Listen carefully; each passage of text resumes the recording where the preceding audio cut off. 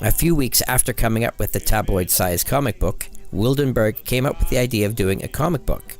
He said he got it when reading a tabloid-sized comic strip page, folded it in half, then in half again. He noticed it was a convenient size for reading comics. He also thought publishing it with 32 or 64 pages would be a good size. Wildenberg wasn't the first to use this format, though.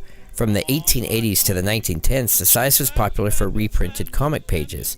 Pulp dime novels were already using that size, and the Ledger Syndicate was also using 7x9 format for their Sunday newspaper comic strip inserts.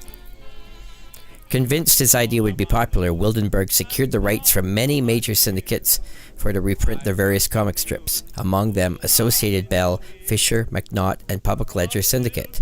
He had an artist make up a few handmade comics for demonstration purposes, and then had his sales staff go around to all of Eastern Color's biggest advertisers. The first to respond, by telegram, was Procter & Gamble, asking for a million 32 pages color comic book. The comic, published in the spring of 1933, was called Funnies on Parade.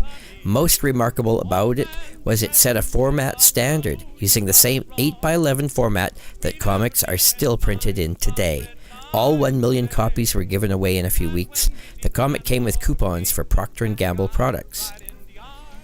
Doing all this work paid off for Wildenberg. Most of his staff were infected by the comic publishing bug after this issue and went on to continue with comics afterwards. The sales staff included Max Gaines, partnered with DC to create All American Comics imprint and then started EC Comics. Lev Gleason became a publisher himself, best known for starting the crime comic genre with Crime Does Not Pay, and Harold Moore. Also working on the project was Sol Harrison, the color separator, who became DC Comics president and retired in 1980.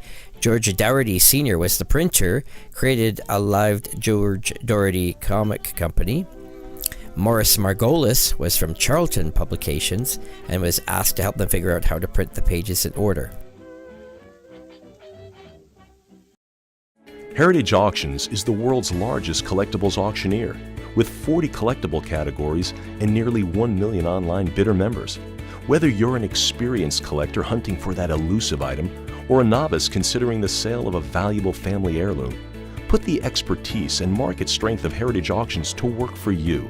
Visit us today at ha.com to find out for yourself why Heritage Auctions is the world's largest collectibles auctioneer.